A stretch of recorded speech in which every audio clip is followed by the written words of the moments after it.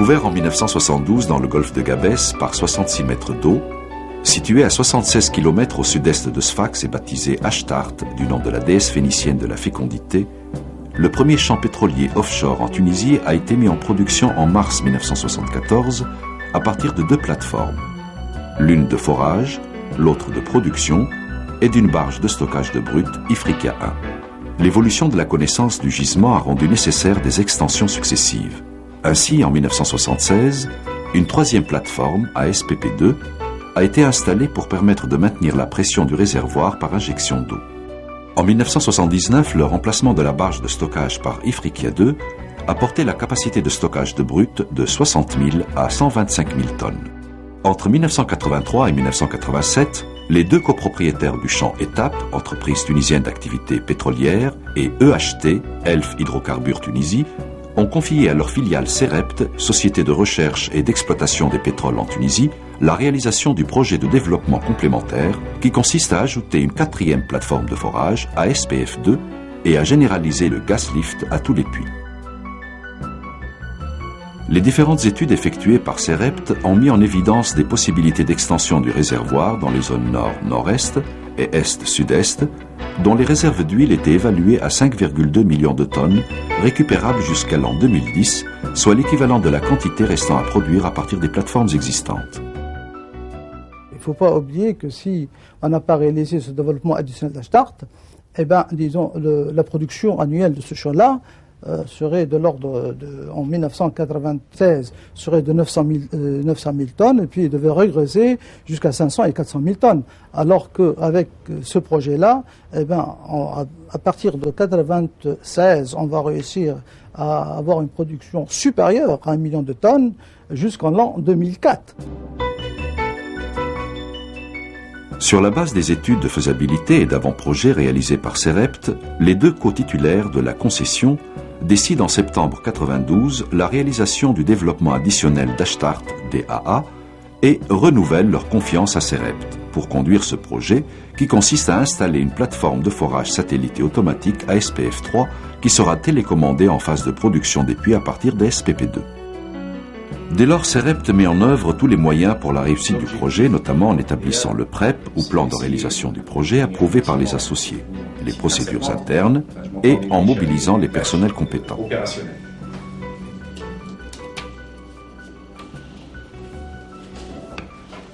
Situé à 1900 mètres au nord-est des plateformes existantes, ASPF3 regroupe les fonctions de forage et de production pour les 14 puits prévus initialement, dont 12 producteurs et 2 injecteurs. Conçue comme une plateforme à 6 jambes, elle est destinée à supporter le rig de forage, les équipements de production et la torche inclinée. Elle reçoit aussi les quartiers d'habitation provisoires pour héberger les foreurs pendant la campagne de forage. Le projet se découpe en 2 phases. La première concerne la construction et l'installation de l'ensemble des ouvrages. La deuxième couvrira la campagne de forage des puits additionnels. La réalisation de la première phase du projet a commencé par le réaménagement des plateformes existantes. Début 1994, un turbocompresseur centrifuge a été mis en service sur la plateforme ASPF2 pour doubler la capacité de la station d'injection gas lift. D'une puissance de 3 MW, le turbogénérateur G3 a été mis en service en mars 1994. Effectué par CEREPT, l'ingénierie a nécessité un peu plus de 40 000 heures de travail. Confiée à l'entreprise tunisienne Tofco, filiale de CEREPT et de l'ETAP, la préfabrication et le montage ont représenté 60 000 heures de travail. La nouvelle plateforme ASPF3, dont l'ingénierie a été effectuée par Sofrecide en France et son partenaire tunisien Tessi, a été construite en plusieurs ouvrages. Le jaquette, le pont, les quartiers d'habitation et 4 conduites sous-marines devant véhiculer entre ASPF3 et les plateformes existantes l'huile produite, les gaz de production et des gaz lift, ainsi que l'eau d'injection. Ces conduites flexibles ont été fabriquées par Coflexip en France.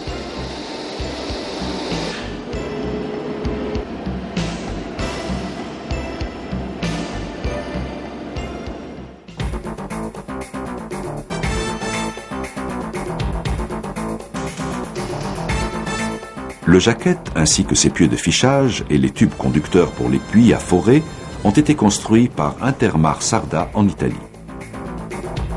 Avec 39 mètres par 31 mètres à la base, le jacket est haut de 74 mètres et pèse 1400 tonnes.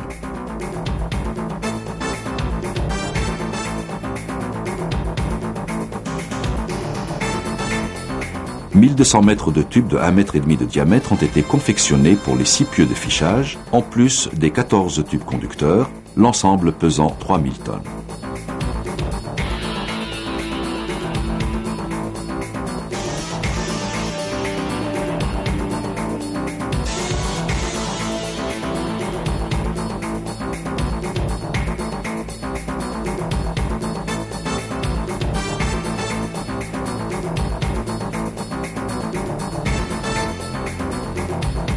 Chacune des faces du jacket comprenant 2 jambes a été construite à plat, puis relevée pour être placée verticalement.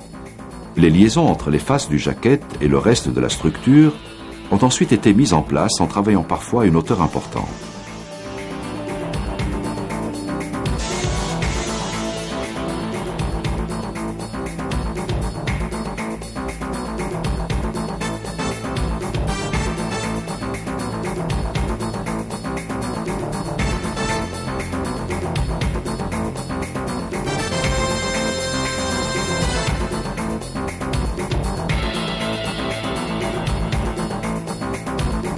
Construit en un an, le jacket a été chargé par ripage sur la barge de transport le 6 mars 1995.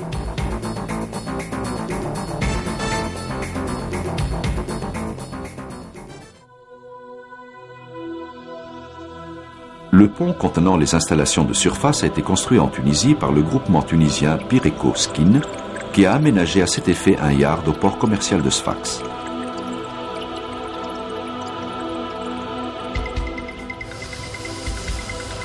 Réalisé pour la 2e fois en Tunisie, ce genre d'ouvrage a nécessité quelques 900 000 heures de travail.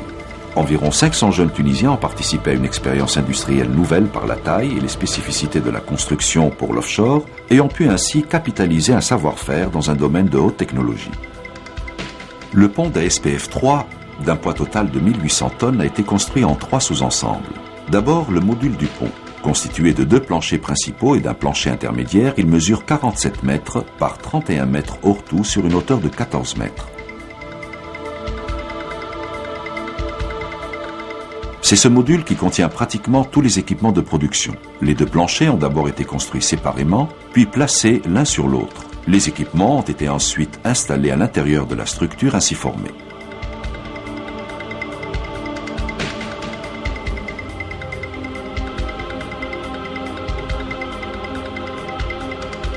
Le spacer frame, qui posé sur le jacket, doit supporter ce module.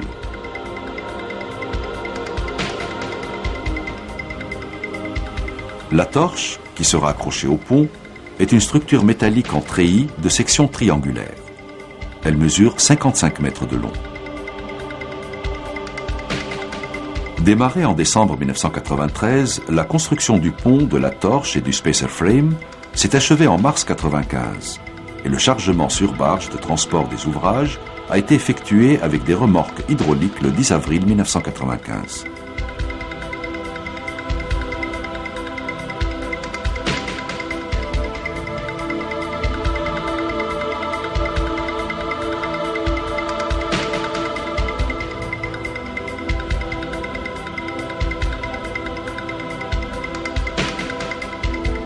Construit en France par ACMH, sous-traitant de l'entreprise Doris, le module M1 des quartiers d'habitation a une capacité de 30 lits.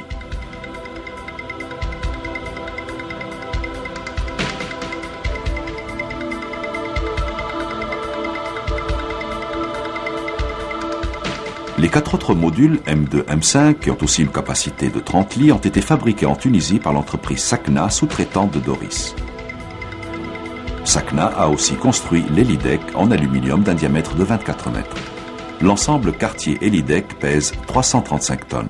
Nos partenaires contractants ont compris que l'objectif était le même que le nôtre. Nous avions donc un objectif commun et nous l'avons réalisé non pas en situation de conflit, mais en situation de camaraderie et d'aide. Je crois que ça a été essentiel. Et avec tous les entrepreneurs, quels qu'ils soient tunisiens, qu'ils soient italiens, qu'ils soient français, Je crois que ça a été le moteur de la réussite. C'était cet esprit d'équipe, l'esprit d'équipe. Je crois que c'est ce qui a fait gagner. Après 6 mois d'études et d'approvisionnement et 1 an de construction, le rendez-vous en mer était enfin organisé pour l'installation.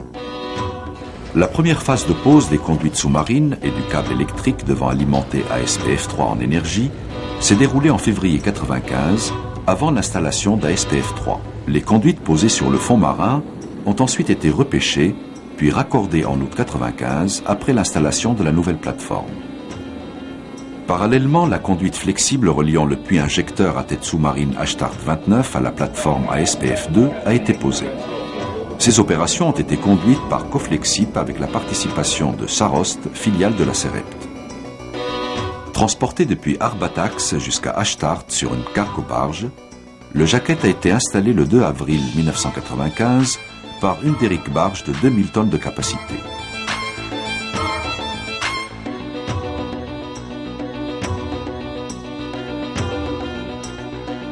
Il a été d'abord levé de la cargo-barge et mis à l'eau en position horizontale de flottaison.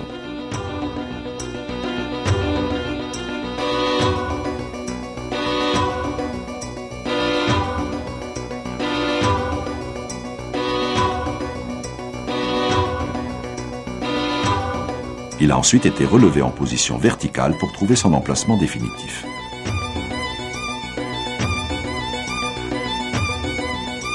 Une deuxième cargo-barge a transporté les éléments constituant les pieux et les tubes conducteurs depuis Arbatax jusqu'à Ashtart.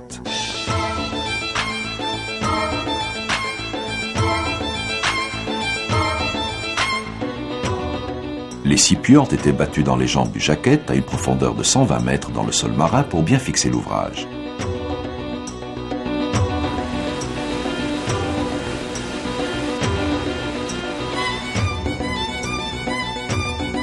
Les 14 tubes conducteurs des puits ont quant à eux été battus à une profondeur de 60 mètres.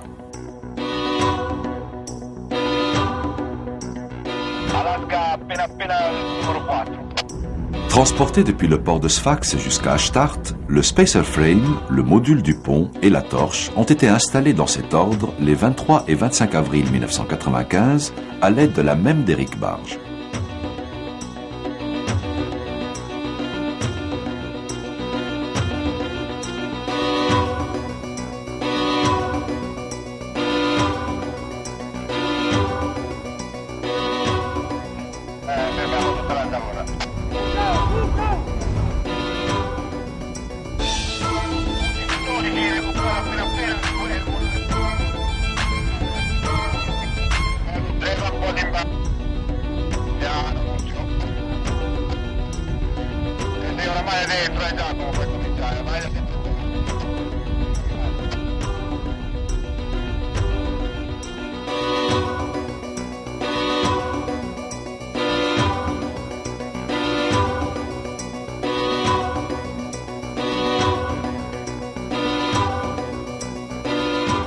Les quartiers d'habitation ainsi que les LIDEC ont été installés les 12 et 13 mai 1995 à l'aide d'une autre derrick-barge de plus petite capacité.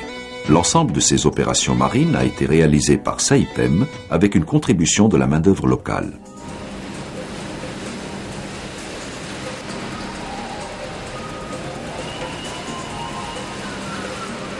Confié au groupement tunisien Pireco Skin en association avec Tofco, le hook-up des équipements et le raccordement des liaisons d'ASPF-3 aux plateformes existantes ont représenté 50 000 heures de travail en mer.